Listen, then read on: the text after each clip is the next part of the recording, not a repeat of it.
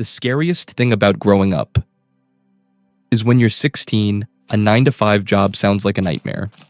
You tell yourself you'll never live like that. You'll start a business, become a creator, make money online, travel the world, do something different, something bigger. And honestly, maybe you will. But then life happens. You turn 18, then 20, then 22. And suddenly the dream isn't competing against school anymore. It's competing against rent, bills, responsibility. And for the first time, you realize something terrifying. If you wanted your dream life by now, you should have started years ago. Because while you've been telling yourself there's still time, someone your age was already building it, and now they're living the life you keep imagining. The biggest lie young people believe is that they have time, not because it's false, but because they misunderstand what it means. You have time, but you don't have unlimited chances. Every year you spend saying, "I'll start next month," becomes another year of being stuck. And that's how people wake up at 30 wondering where their 20s went. Not because they were lazy, but because they kept waiting for the perfect moment, the perfect idea, the perfect motivation, the perfect version of themselves, and it never arrived.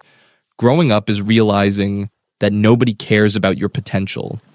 People care about what you actually do.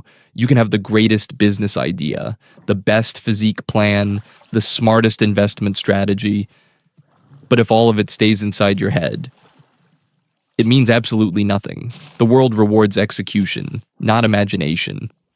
And that's a painful lesson, because imagining success feels almost as good as working toward it. Almost. Here's what happens to a lot of people. They spend years avoiding discomfort, avoiding failure, avoiding embarrassment, avoiding risk. They don't start the YouTube channel. They don't learn the skill. They don't build the business. They don't take the chance because they're afraid. But eventually, life presents them with a different kind of pain. The pain of having no options. And trust me, working on your dream when you're young is difficult. Being forced to do something you hate for decades because you never started is much harder. One day you realize something. Nobody actually trapped most people. There wasn't some evil villain. Most people simply drifted. One comfortable day at a time. One delayed decision at a time. One "I'll do it tomorrow" at a time. Until tomorrow became years. And that's scary because it means your future isn't created by huge decisions. It's created by tiny daily choices.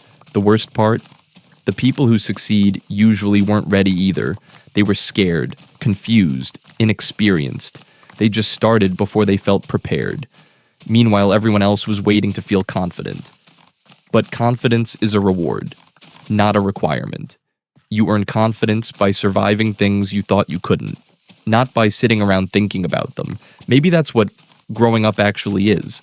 Realizing that freedom isn't doing whatever you want. Freedom is having options. And options come from the work you do today. Nobody told us that. Nobody told us that one day we'd be choosing between temporary discomfort and permanent regret. Nobody told us that discipline would become more valuable than motivation. And nobody told us that the life we want is usually hidden behind the work we're avoiding. So if you're waiting for a sign, this is probably it. Start before you feel ready, because one day you'll either be grateful you began, or you'll be wondering why you never did. And that question is a lot heavier to carry than failure ever was.